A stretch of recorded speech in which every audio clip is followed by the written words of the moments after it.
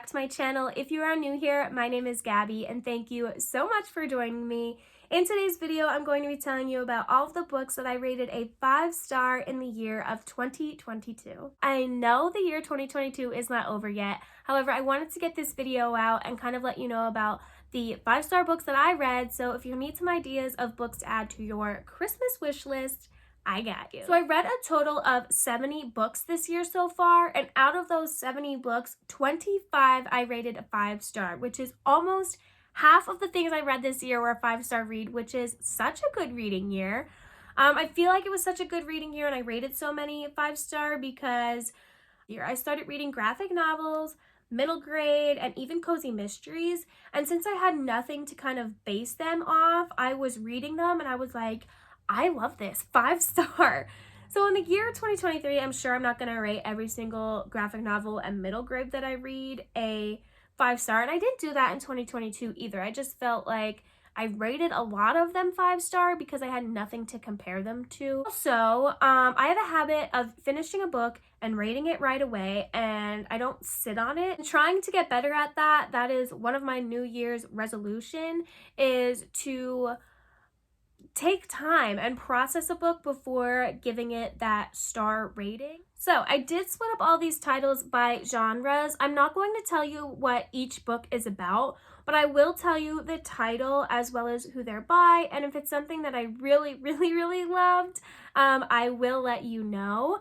Just to give you a little bit of insight on how many from each genre were 5-star ratings, I had 1 from fantasy, 7 were mysteries and thrillers, 4 were middle grade, 6 were graphic novels, and 7 were romance novels. The genre that I have is fantasy. There was 1 from this genre, and that is A Court of Wings and Ruin by Sarah J. Maas. This is the 3rd book in the A Court of Thorns and Roses series. Y'all, I read this at the very beginning of the year when I was stuck in quarantine, and I loved it. This series has become one of my favorite series of all time. I think honestly it's probably Harry Potter and then A Court of Wings and Ruin. And I saw somebody on Sprints the other night say, like, we have a whole Harry Potter world. Can you imagine if there's an ACOTAR world?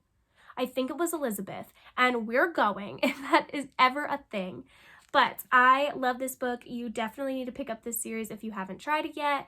If you're not a big fan of fantasy, I think you should still pick up the first one, A Court of Thorns and Roses, because that just might get you hooked on fantasy.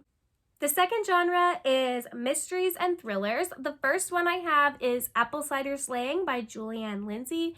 I just finished this one this past month. It was the Cozy Hollow Book Club pick. This is a cozy mystery, and I've recently been getting into cozy mysteries thanks to Caitlin and Lauren and Rachel. These girls have been reading a ton of cozies. They're the cozy queens, I call them, and they inspired me to start picking more up, and I loved this one. Next, I have Seventh Heaven by James Patterson. This is part of the Women's Murder Club mystery books, and this series I love. You do not have to read these in order. This honestly is, I don't want to say it's a cozy mystery series because it's not, because there is some gory details in some of them, but they're fast reads. I talk about these all the time on my channel. This is the only series I ever read by James Patterson, and I have read them in order, which you do not need to, but they're fast-paced reads, they're mysteries, and you're just hooked on the characters and the storyline. There's usually about like 2 plots happening in one story, but sometimes they're connected, but I really enjoy this series. Next, I have The Hawthorne Legacy by Jennifer Lynn Barnes. This is the 2nd book in the Inheritance Games series. I thought this book was so good. I love the characters. There's a romance in it, but it's also a mystery, and you're playing a game, and you're like, how are these people connected, and what is the importance of this girl, and why did she get the inheritance? And y'all, I could rave about this book all day long, but I really enjoyed this series so far. Next is Home Before Dark by Riley Sager. This was my first Riley Sager book, and it did not disappoint. This one was so spooky and creepy. It made me feel like I was reading Insidious. This has a song written in it, and every time they like say it, I get the goosebumps because it made me think of that song from that scary movie, Tiptoe Through the Tulips. Is that what it's called? Like, tiptoe to the window That one, I'm freaked out. Now I scared myself, but this one creeped me out. Next one is The Silent Patient by Alex Michaelides. This one I know is a hit and miss for people. A lot of people love it, but a lot of people dislike it. I thought it was really good. I loved getting into the headspace of all of the characters and the twist at the end. I thought it was so good. I liked kind of reading about something that was set in like a hospital kind of setting. It was different than what I'm used to reading, and I really, really enjoyed it. I also have for mystery and thrillers Daisy Darker by Alice Feeney. This one is kind of like a whodunit or And Then There Were None.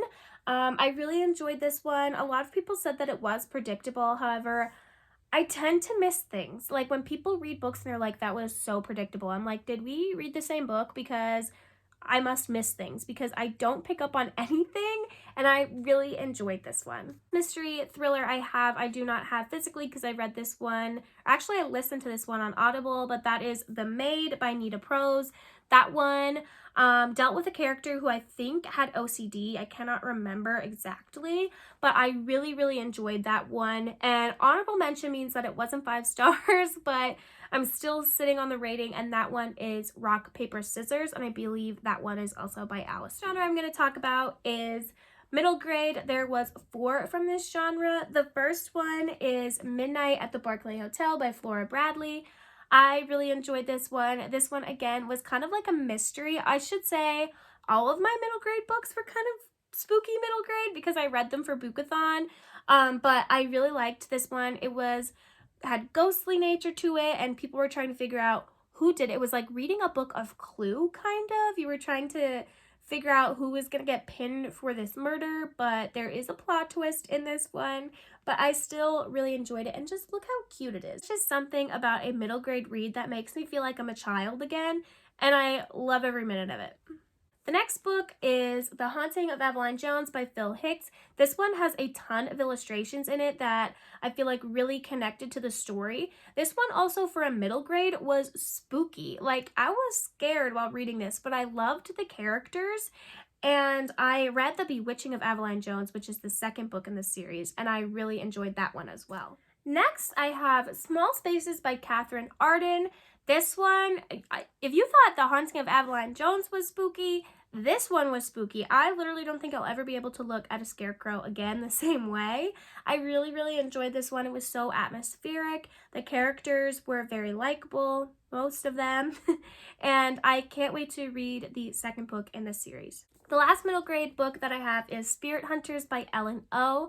This one was kind of paranormal. It was like a paranormal house story, but this one, again, I really liked the characters. I liked the storyline. It was a fast-paced read for me. There wasn't any illustrations in this one, which I didn't love that, but I still rated it a 5-star because I thought the storyline was great. Next, we're going to go into graphic novels. There are 6 graphic novels that I rated a 5-star this year. The first one being Lore Olympus by Rachel Smith, or Smythe. I still don't know how to say that. I need to look it up, and I never do.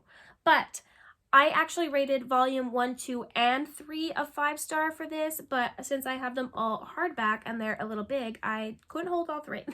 So I just have 1, but I did rate all 3 volumes of this so far a 5-star.